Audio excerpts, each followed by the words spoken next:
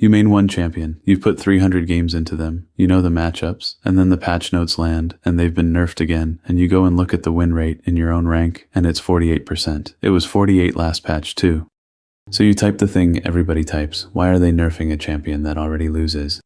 And Riot answered that, in 2019, on their own dev blog, with a table. They call it the Champion Balance Framework. It's still the stated basis for who gets buffed and who gets nerfed, and it is public. Anybody can read it. Almost nobody has. I went and read it properly, and 2 sentences in that post, sitting right next to each other, explain your whole patch history. Your champion didn't get nerfed because it was beating you. It got nerfed because of somebody in a rank you'll never queue into. So let's start with what's actually on the page, because you should have all of it before I argue with any of it.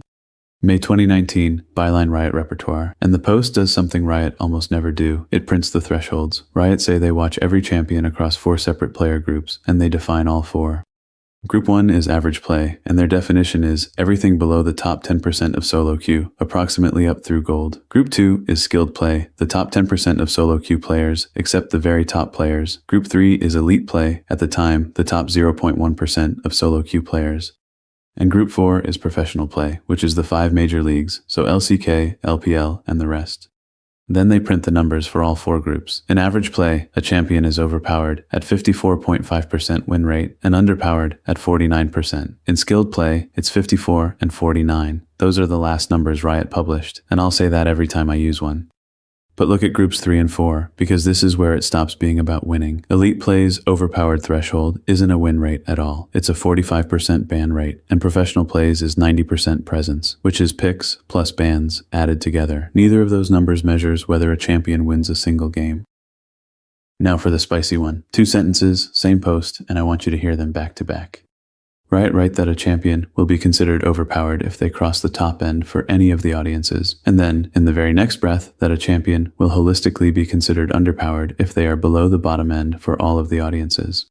Any, all. They restated it in plainer English a year later, in the 2020 update, and it's cleaner there. If a champion is overperforming in any of the 4 groups, they're in need of nerfs, and if they're underperforming in all of the 4 groups, they're ready for buffs.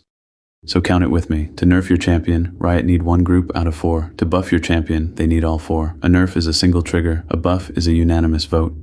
That's not a bug, and I want to be fair here. It's the deliberate design. A champion that's broken anywhere is a problem everywhere, and that's a defensible call. But run it forward, and you get a system where power only ever leaks in one direction, and where the group most likely to pull the trigger is the group that plays the least like you. A nerf needs 1 witness. A buff needs a jury. Here's every consequence of that table I could find, and all 6 come out of Riot's own words. Number 1, and it's the biggest by a distance. Most of that table isn't you. If you're below the top 10% of solo queue, you live in average play, and that's it. That's your 1 group. Your rank gets 1 vote out of 4 on whether your champion gets buffed. Same arithmetic on whether it gets nerfed. The other 3 votes belong to players you will never be matched with. Number 2, and this one genuinely surprised me. Riot's own table does not distinguish iron from gold. Read Riot's own definition again. Average play is everything below the top 10% of solo queue, approximately up through gold. That's 1 group. An iron 4 game and a gold 2 game are the same data point, graded by the identical threshold. Meanwhile, the tier right above you gets split into 2 groups of its own. The bottom 90% of the player base gets a single bucket. The top 10% gets 3. Number 3, elite play is judged on annoyance, not strength. 45% ban rate is the trigger, and a ban isn't a loss, it's a vote that a champion is unpleasant to play against. So, a champion can be flagged as overpowered by the top fraction of a percent of players for being irritating, and the nerf that follows lands in your gold game, where nobody was banning it. Number 4, professional play is judged on presence, and presence is not winning either. 90% presence on the current patch, or 80% across consecutive patches. Presence counts picks and bans, so a champion pros ban every single game and never actually play is running at high presence, while winning literally nothing. And in 2020, Riot loosened the professional thresholds rather than removing them. Number 5, and nobody tells you this one, being popular tightens your own bar. In average play, that overpowered line isn't a flat 54.5%. It slides with how often the champion gets banned. Riot's wording starts at 54.5% WR if. So a champion banned, the normal amount needs 54.5 to trigger a nerf. Ban it 5 times that often, and the trigger drops to 52.5. Popularity lowers the bar for a nerf. The champion you picked because everybody likes it is being graded harder than the one nobody plays. And number 6, the safeguard, which is my favorite line in the whole update because of what it leaves out. Riot added a rule that when over half of a patch's champion changes are buffs, they aim nerfs at top presence champions in pro and top performing champions in skilled play. And look at who's missing from that sentence: average play. When the patch is running buff heavy and the system needs to take power back, the correction is pointed at pro and at skilled. Average play isn't in the sentence. 6 consequences, all 6 from Riot's own posts, and not one of them is a conspiracy. Which brings me to the thing you actually clicked on a tier list for. Every patch, 100 channels tell you which champions are S tier, and the honest ones will tell you the bracket they pulled from. Most don't. And once you know Riot themselves cut the player base into 4 groups with different thresholds and different metrics, a tier list that doesn't name its bracket is answering a question you didn't ask. Because the same champion can sit in 2 groups at once. Underpowered at 49% in your games. Overpowered at 45% ban rate in Challenger. Both true, same patch, same champion. And under the Annie rule, the second one wins. That's the mechanism behind the feeling. You're not imagining that your champion keeps getting worse while never being good. You're watching a champion get graded by 4 examiners, where any one of them can fail it and all 4 have to pass it. Now the concession and Riot get to make it in their own words, because they said it before I did. In their 2020 post on balancing for pro play, they wrote, "One of the challenges we run into when balancing for pro play is ensuring that the changes we make don't have an overly negative impact on other levels of play."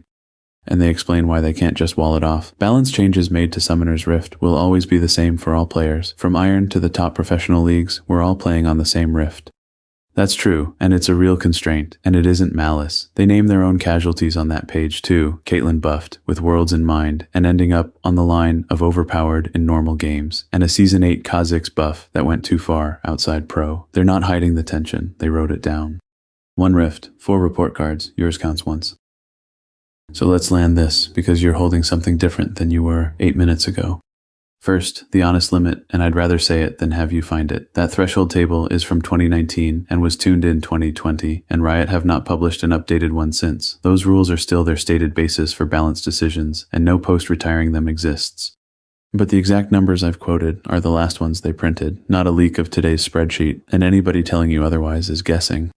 Second, the thing to do tonight, and it takes 10 seconds. Next time a tier list tells you a champion is S tier, ask one question: which bracket? If the answer is Diamond Plus, or Master Plus, or it isn't stated at all, that list was built from a group Riot grades with a different metric than the one your games are in. It might still be right, you just don't know yet, and now you know that you don't. Third, stop reading a nerf as a verdict on your gameplay. A nerf means a champion crossed a line somewhere in 4 populations. It doesn't mean it was winning in yours. Those are different sentences, and Riot's own rulebook is what makes them different. And the ask goes to Riot, not to you. Print the table again. Print which group triggered each change in the patch notes. 1 word next to each nerf, average or skilled or elite or pro. They already compute it. That's the entire point of the whole system. Putting it on the page would end this argument forever, and it would cost them a line of text. Your champion wasn't nerfed for you. It was nerfed for somebody 3 groups up, and you deserve to be told which one.